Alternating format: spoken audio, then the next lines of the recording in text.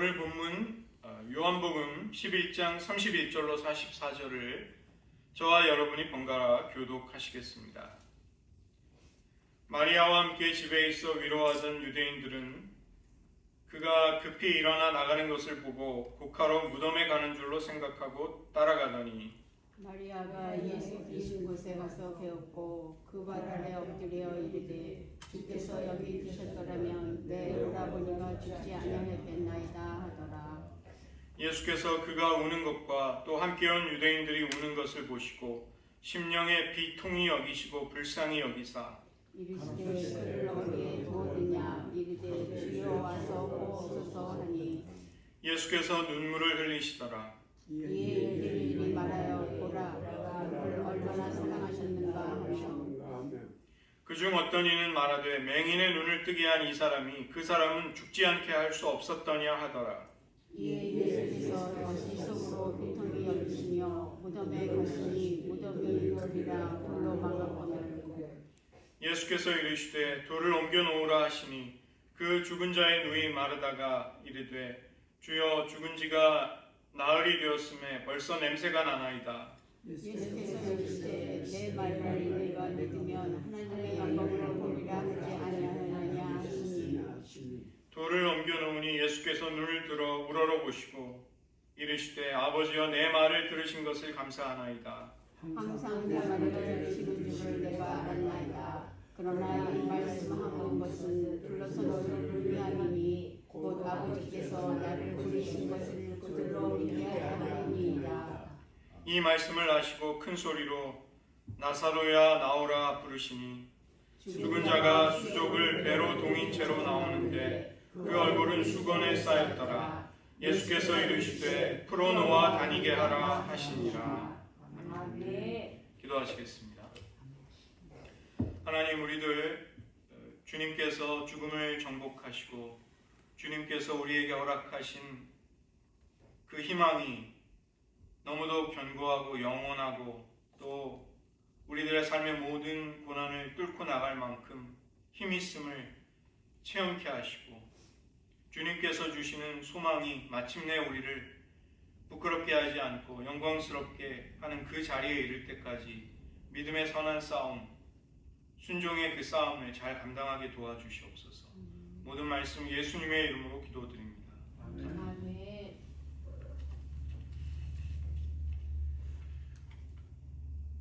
요즘 중국 사회를 충격에 빠뜨린 뉴스가 있습니다. 뉴스를 보신 분들은 혹시 아실지도 모르겠습니다. 중국의 난징에 사는 38세 차오, 그러니까 조씨죠. 조씨성을 가진 남자가 여자로 변장을 한 다음에 화상 채팅을 할 때 필터를 쓰면 감쪽같이 아름다운 여성의 모습으로 이제 변신을 할 수 있습니다. 그래서 SNS를 주고받으면서 수많은 남자들의 마음을 사로잡은 것입니다. 대화가 깊어지면 금전적인 대가가 없이 우리 깊은 관계를 맺자 이래서 난징에 있는 자기의 집으로 이제 남자들을 유인했던 것이죠.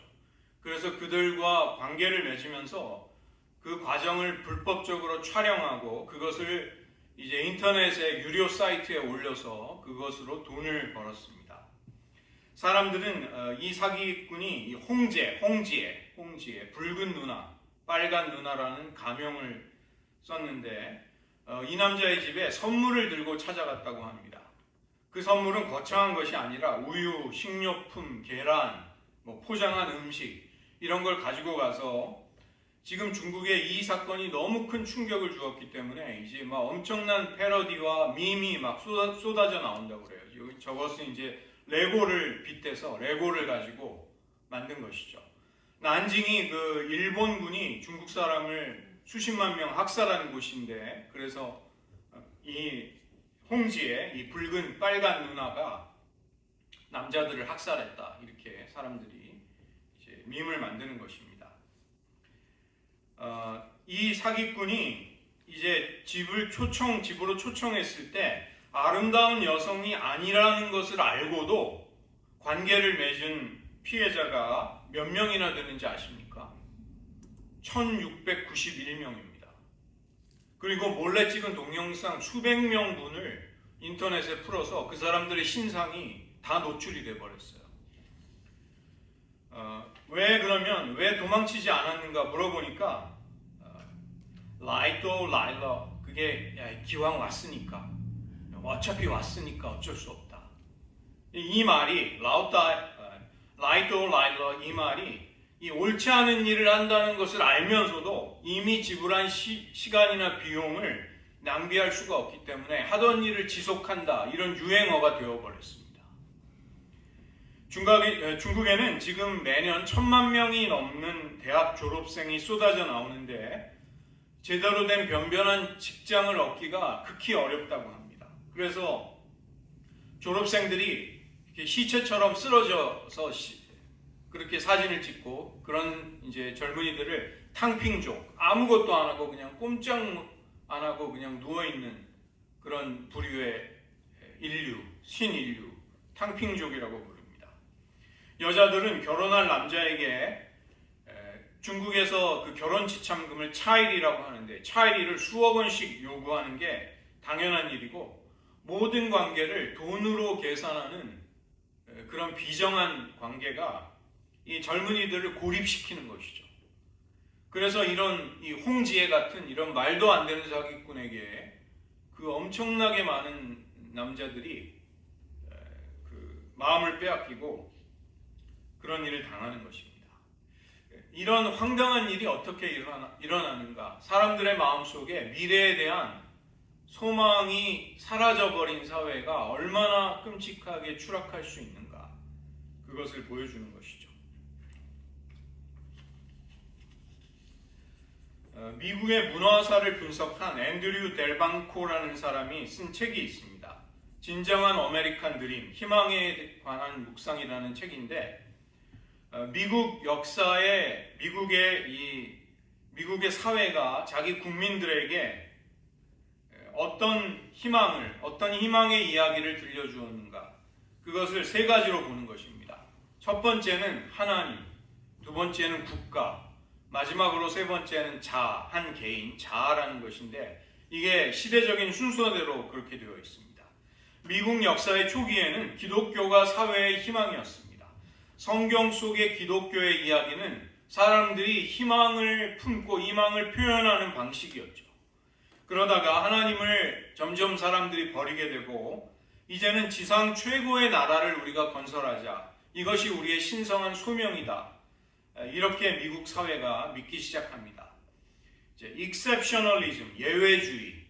미국은 민족적인 기원에서 나라가 세워지지 않고 정치적인, 정신적인 이념 위에서 세워진 세계 유일의 나라다. 우리는 예외적인 국가다. 신성한 사명이 있다. 이런 자부심이 있었던 것이죠. 그러나 현대로 접어들자 기독교의 복음, 거기에서 비롯되는 희망은 진보와 이성, 자유, 문명, 인권, 정치적 올바름, 이런 이야기들로 대체되었습니다. 우리가 매일 뉴스에서 보고 듣는 끔찍한 일들이 적어도 이런 멋있는 이야기들, 무언가 우리에게 희망을 불러일으킬 것 같은 그런 표어들 뒤에 숨어 있는 것이죠. 그러나 절대 가치, 절대 도덕이 없게 될 때, 그러면 무엇이 진보인가, 무엇이 진보한 사회이고 그렇지 않은가, 무엇이 선이고 악인가를 구별할 수 있는 기준이 없어지게 되는 것입니다. 완전한 모순에 빠지는 것이죠. 그리고 진보가 이념이 되기 위해서 사람들의 가치를 지배하려면 한 가지의 전제 조건이 있습니다. 무한한 경제적인 팽창, 물질적인 진보가 일어나야 합니다. 그래서 사람들이 그 안락함과 쾌적함에 취해서 내가 정말 행복하게 산다는 그 만족감을 얻어야 되는 것이죠. 그런 유토피아를 꿈꾸고 맛보아야 하지만 하나님을 버린 인류가 우리 스스로 낙원을 세워나갈 수 있다, 이런 거짓된 희망을 유지할 수가 있는 것입니다. 그러나 전쟁과 갈등, 경제적인 불황, 온갖 삶의 어려움들이 닥치게 되자 점점 그런 낙관적인 주장들이 빛이 바래지고 힘을 잃어가게 된 것입니다. 중국에서 민주화를 요구하는 천안문 민주화 운동이 1976년에 일어났을 때 공산당은 탱크로 군중들을 밀어버렸습니다. 우리가 덩샤오핑, 등소평의 온화하고 겸손한 그 인상이 남아있죠. 그러나 무서운 사람입니다. 수만 명을 그냥 추정하기로는 한 10,000명쯤은 희생이 됐을 거다 이렇게 생각하는데 그 지시를 내린 사람이 덩샤오핑입니다. 그런 끔찍한 독재 정권이 저지른 일을 미국과 서방 세계는 바로 눈 감아주고 그 일이 터진 지 몇 달이 안 돼서 대통령 특사가 가서 중국과 수교를 하고 세계 경제 시스템에 중국을 넣어줍니다. 그리고 그를 통해서 돈을 벌고 쉽게 이익을 취했던 것이죠.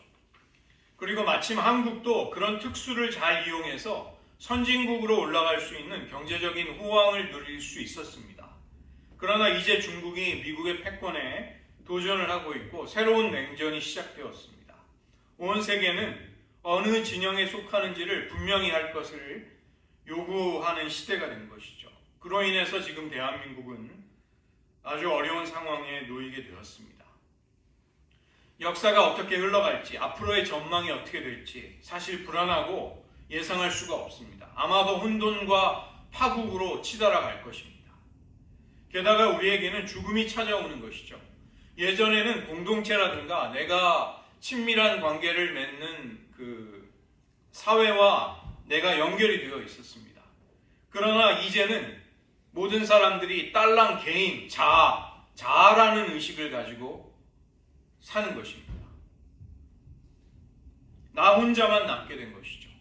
하나님과 구원에 대한 믿음도 애시당초 잃어버렸고 국가의 위대함과 운명에 헌신하는 것도 낡은 구호가 되었습니다. 그리고 보잘것없고 외로운 섬과 같은 한 개인이 자신에게 다가오는 죽음의 공포, 실존적인 위기와 맞서야만 하는 것입니다. 과연 버텨낼 수 있을까? 죽음은 아무것도 아닌 사소한 것이라고 애써 부정하면서 진실을 교묘하게 외면하려는 시도와 주장들이 많이 있어 왔습니다.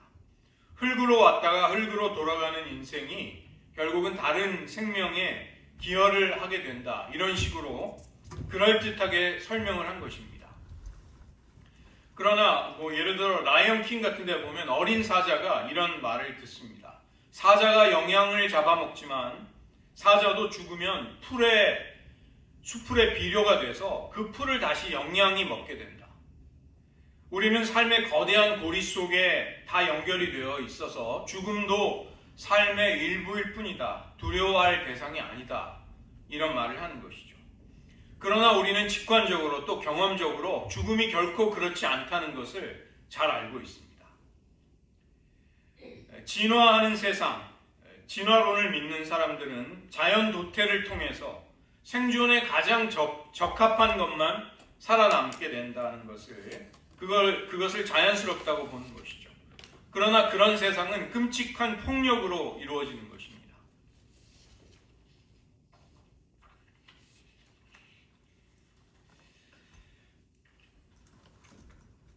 우리에게 희망을 자꾸만 질식시키는 죽음이 치명적인 부분이 있습니다. 죽음은 모든 관계를 끝장내버리는 것이죠.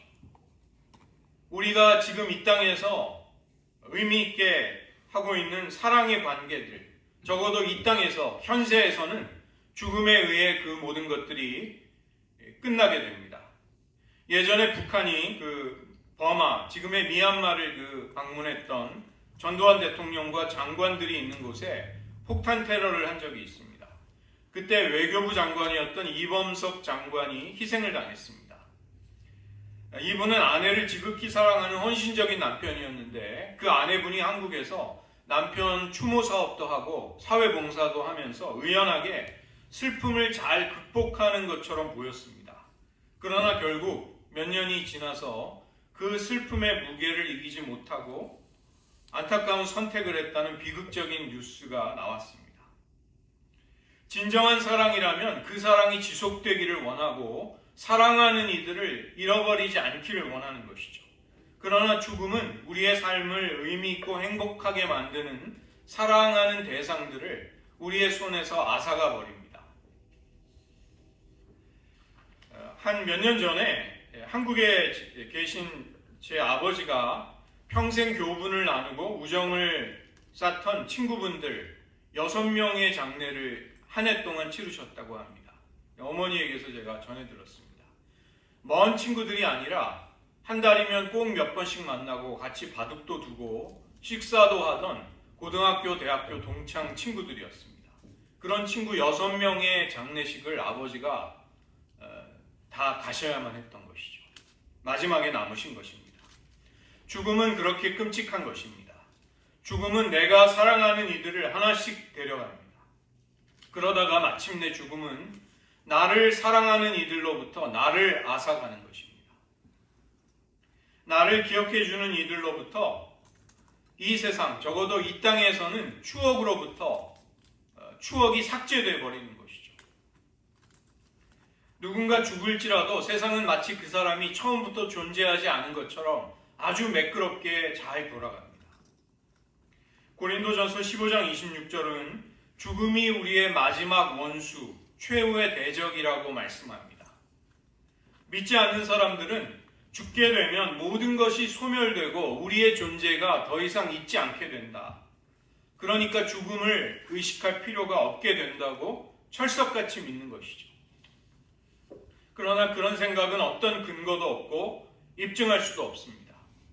그것은 그들이 우리가 하나님을 믿는 것보다 더 맹목적으로 그 말도 안 되는 자신들의 신념을 맹신하는 것입니다. 마치 자동차를 100마일로 몰고 있는데 모든 창문이 캄캄하게 칠해져 있어서 밖이 전혀 보이지 않는 상태로 자동차를 모는 것과 다를 바 없는 것이죠. 죽음을 향해 가고 있는데 앞일을 알지 못합니다. 앞으로 어떤 일들이 벌어질지를 알지 못한 채로 아둥바둥 조금 더 잘 살아보려고 애를 쓰고 있는 것이죠. 오늘 본문 속에서 예수님은 나사로의 죽음이 가져온 절망과 슬픔으로 가득 찬 그곳으로 친구 나사로의 무덤으로 가십니다. 오늘 본문 33절과 38절을 보시면 두 번이나 강조하듯이 예수님은 거기에서 슬퍼하시고 우셨을 뿐만이 아니라 비통하게 여기셨습니다. 사랑하는 사람과 창조 세계를 파멸에 빠뜨린 죽음 그리고 죄에 대해서 예수님은 격렬하고 신적인 분노를 멈추실 수 없으셨던 것입니다.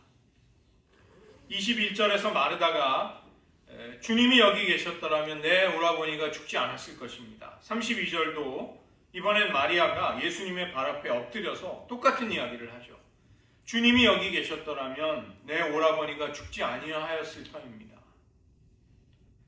37절에는 장례식에 왔던 유대인 중에 어떤 이가 맹인의 눈을 뜨게 했던 예수님이라도 나사로를 죽지 못하도록 막을 수는 없었는가? 이것을 질문하는 것이죠. 아무리 예수님일지라도 죽음에 대해서는 무력한 것 아니냐, 어떤 방도도 손을 쓸 수 없는 것이 아니냐, 아주 자조적이고 경멸하는 뉘앙스가 담겨 있는 것처럼 들립니다. 나사로가 병중이던 마지막 순간에 예수님이 그 곁에 계셨다면 틀림없이 그가 죽는 것을 두지 않고 고쳐주셨을 것입니다. 그러나 나사로의 죽음은 사망을 이기시는 예수님의 능력을 온 세상에 나타내기 위한 하나님의 영광을 위한 죽음이었던 것이죠. 예수님은 죽은 나사로를 살리셔서 그분의 메시아로서의 능력을 본질을 드러내십니다. 죽은 자의 부활은 기독교 신앙의 핵심에 속한 것입니다. 예수님은 죽은 자 가운데서 다시 살아나셨을 뿐만이 아니라 죽은 자를 살리실 수 있는 능력을 가지신 분이십니다. 나사로 외에도 회당장 야이로의 딸 나인성 과부의 아들을 예수님은 살려주셨습니다. 여기 오늘 본문 속에 나사로가 어떤 말을 했는지는 기록이 되어 있지 않지만 한 가지는 분명한 것입니다. 나사로는 자신이 매장되어 있는 그 무덤에서 죽음 이후에 예수님의 음성을 들을 수 있었습니다. 예수님과 나사로 사이는 죽음의 휘장이 그 둘을 가로막고 있었던 것이죠. 생과 사의 경계선을 마주하고 서로 상대방 쪽에 속해 있지 않았던 것입니다. 그러나 나사로는 예수님이 자기의 이름을 부르시는 순간 주님의 음성에 반응할 수 있었습니다. 그는 수위로 꽁꽁 매어진 채로 뒤뚱거리며 무덤에서 일어났던 것이죠. 이 나사로의 부활은 우리에게도 동일한 질문을 던지는 것입니다. 우리도 죽음을 맞게 될 때 숨을 거둔 후에 우리의 이름을 부르시는 주님의 음성을 우리도 듣게 된다는 것입니다. 그리고 주님의 말씀에 의해 우리는 죽음으로부터 일으켜짐을 겪게 될 것입니다.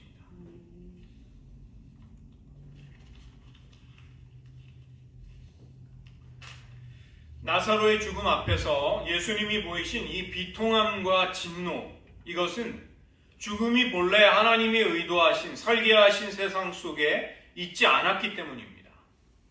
죽음은 절대로 하나님이 지으신 아름다운 피조 세계 속에 본질적인 것이 아니었던 것이죠. 우리는 늙고 약해져서 병들어 죽도록 창조되지 않았습니다.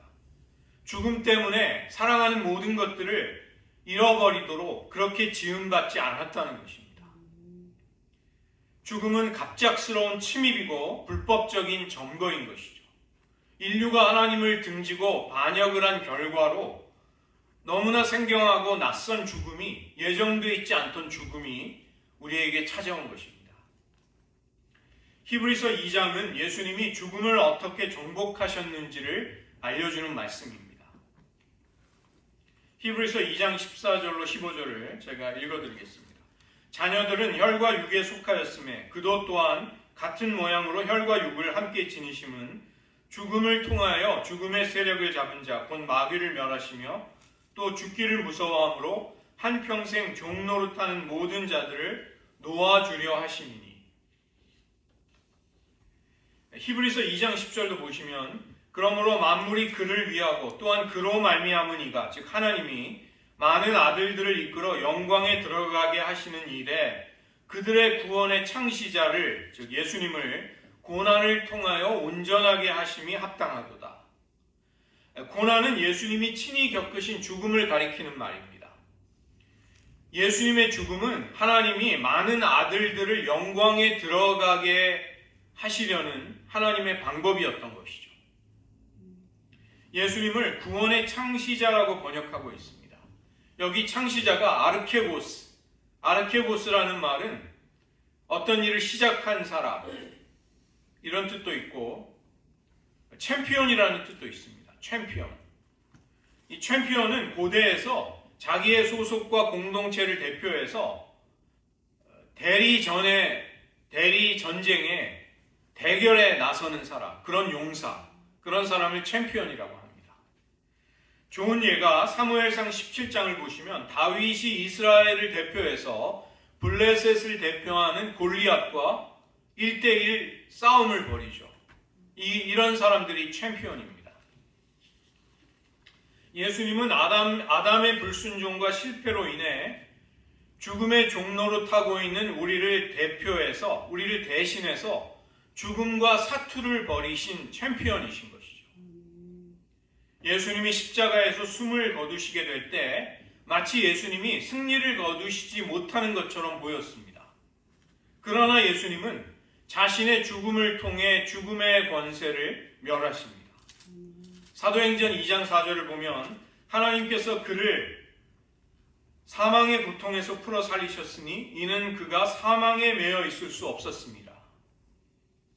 예수님은 사망의 어두움에 삼켜져서 그 안으로 무덤의 권세 속으로 들어가셨지만 그 사망의 권세를 깨트리고 거기에서부터 나온 것입니다.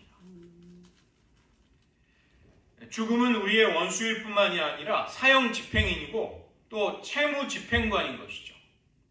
로마서 6장 23절에서 죄의 삭시 사망이라고 말씀합니다. 죽음은 우리에게 찾아와서 우리가 지고 있는 빚을, 채무를 남김없이 찾아가는 사람입니다. 그런 일을 하는 것이죠. 그러나 예수님이 우리의 빚을, 채무를 완전히 갚아주시게 되자 그동안 나를 협박하고 지배하던 채권자는 이제 어떤 독촉도 하지 못하게 됩니다.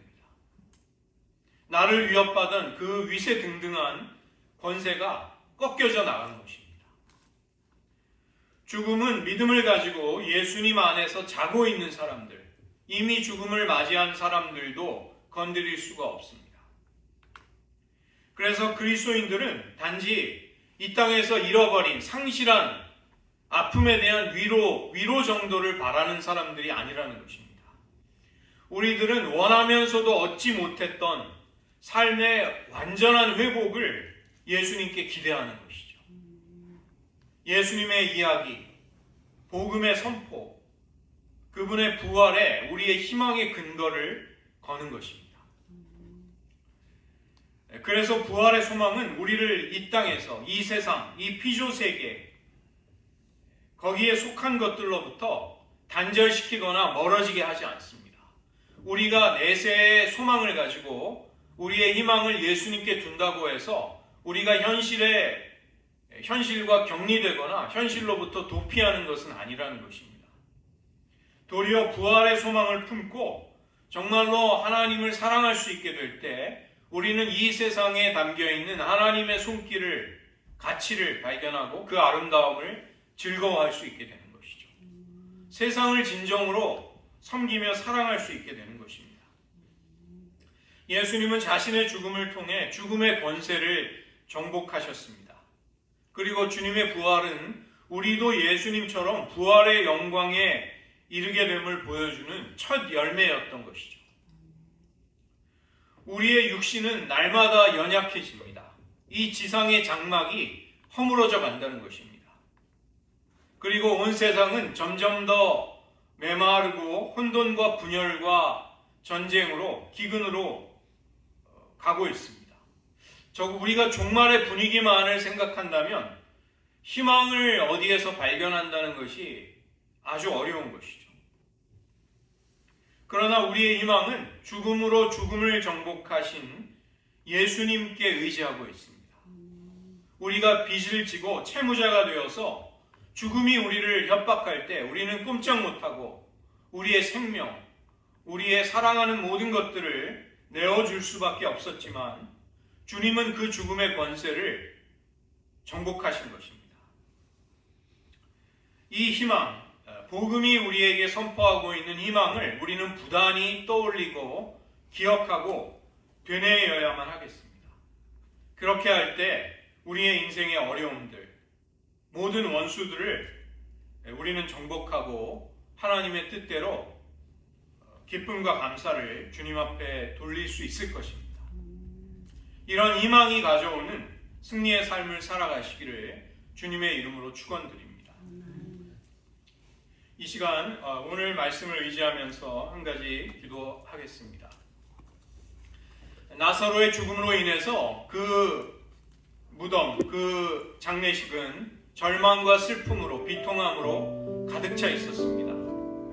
주님은 그러나 앞서서 제자들에게 나사로가 잠들었다고 말씀하십니다. 내가 그를 깨우러 가겠노라고 말씀하시는 것이죠. 나사로의 죽음은 예수님이 보시기에 이제 흔들어 그의 이름을 불러 깨워낼 잠에 불과했던 것입니다.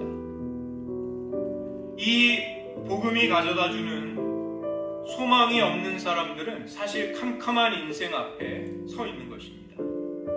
우리들이 어떤 희망의 근거를 가지고 살아가고 있는지 이 시간 한번 되뇌어 보이시기를 바랍니다. 내가 지금 마주하고 있는 절망스러운 일들, 고난들, 나를 고통스럽게 하는 일들 앞에 내가 어떤 희망의 근거를 가지고 맞서고 있는가? 다시 한번 복음 앞에 서서 죽음을 정복하심으로써 우리를 죽음으로부터 자유케 하시고 죽음의 종노릇하며 두려워하던 우리들을 해방시켜 주셔서 하나님의 자녀로 기쁨을 가지고 복음의 자유 속에 살아가게 하신 그 하나님의 은혜를 깊이 깨닫게 하시고 그 가운데 살게 하옵소서. 이 시간 한번 잠시 여러분의 신앙 고백으로 기도하겠습니다.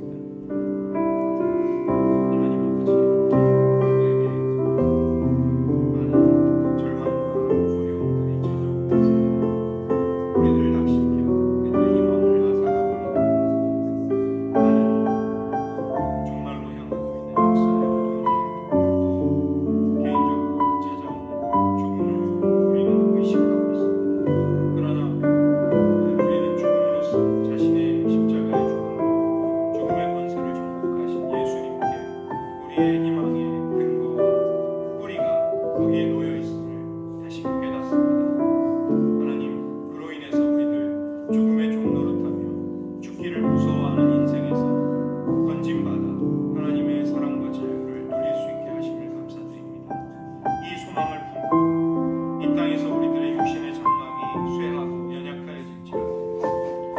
부활의 소망 가운데 우리를 나사로와 같이 우리의 이름을 불러내실 그 주님을 기다리고 방망하며 주님을 따르기를 원합니다.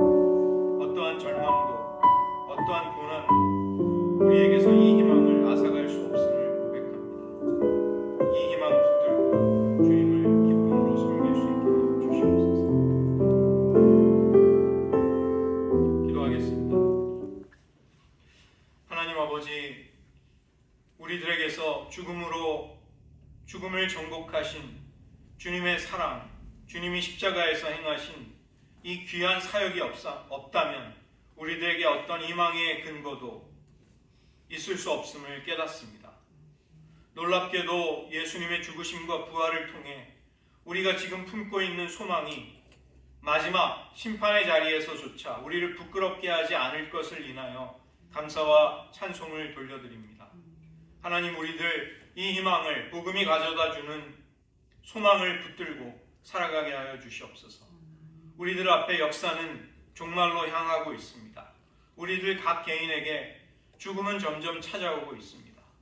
그러나 우리의 육신의 장막이 쇠할지라도 또 주님이 가까이 오심에 따라 점점 더 세상은 전쟁과 기근으로 혼돈과 무질서로 달려갈지라도 우리들의 심령 속에 복음이 가져다주는 희망을 끝까지 붙들 수 있게 하시고 이 희망이 우리들에게 찾아오는 모든 압박과 두려움과 고난들을 능히 이길 수 있는 힘의 원천이 되게 하여 주시옵소서. 예수님이 우리에게 주신 이 희망이 우리를 결코 수치스럽게 하지 아니하고 우리를 영광 중에 기뻐하고 즐거워하게 할 미래를 바라보오니 그날에 이르기까지 저희를 주님을 변함없이 붙들고 믿음으로 희망의 발걸음을 멈추지 않을 수 있게 하여 주시옵소서. 모든 말씀 예수님의 이름으로 기도드립니다.